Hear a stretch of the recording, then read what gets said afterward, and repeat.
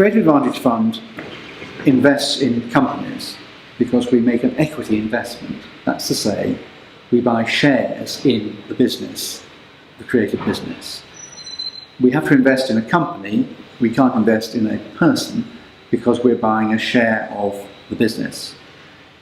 And in the first round of investments, we invested by means of redeemable shares and preference shares.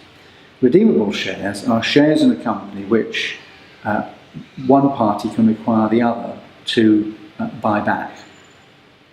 And the idea was that if certain contractual triggers were pulled, if a certain level of achievement, a certain level of profit was made by the investee company, then they or someone associated with them would buy back from the fund the shares which the fund had acquired by reason of the investment. And in that way, the fund would get its money back and its profit. We also invested in so-called preference shares, which are somewhere between a share and debt. That's to say, you put money in and you're supposed to get interest if there are profits. The purpose of the preference shares was to try and cover some at least of the running costs of the fund, because obviously there's quite a lot of administration involved. As things turned out, the preference shares didn't really work to do that because there simply wasn't. Most of the companies did not make distributable profits in the early years, and so there was no liability to pay the interest which simply accumulated. The other thing was that the preference shares, the accumulation of interest had to be showed in the company accounts, and some entrepreneurs, I'm thinking of one in particular, used to find it very worrying that this liability was piling up in his accounts on the preference shares, the debt, even though he didn't actually have to pay any of it unless and until he made profits. So it wasn't a problem, but psychologically it was rather problematic. We completed, as I say, our first round of investments at the end of 2001, and then we tried to manage those investments towards a profitable exit.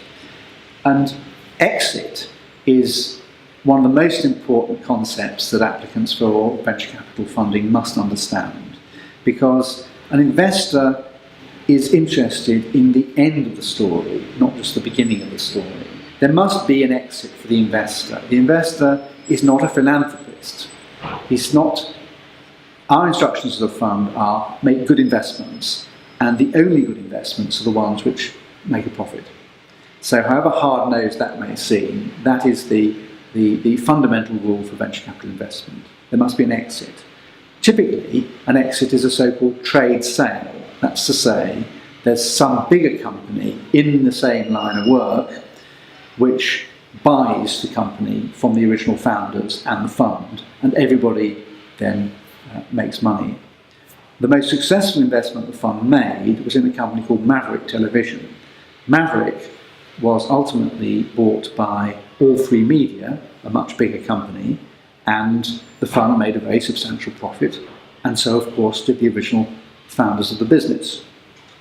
And this is the second thing that applicants have to understand about equity finance, that it's much better to own 50% of a company that's worth $1 million than 100% of a company that's worth 100,000.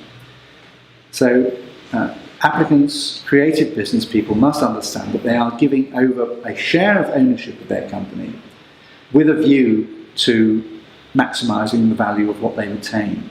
So that instead of having 100% of a small company, you have a share of a much bigger company, and your share is much bigger than what you originally had. That's capitalism. The redeemable shares mechanism actually never really operated according to its terms.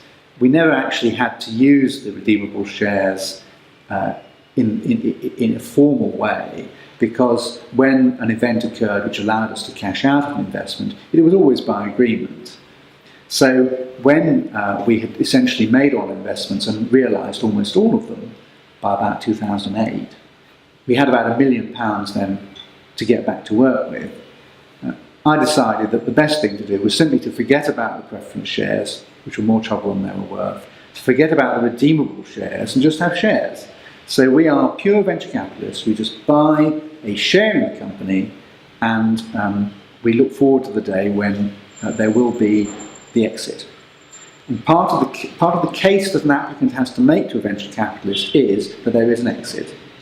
And that's not just saying there will be a trade sale, that's saying there are these companies which may be interested in buying us. There was this transaction recently where a similar company was bought by that company, and so forth. Of course, for completeness, one should say that if an investee company is terrifically successful, then it's not impossible that there could be a flotation, that's to say a quotation on a stock exchange. That's never happened to CAF, and it's a rare occurrence.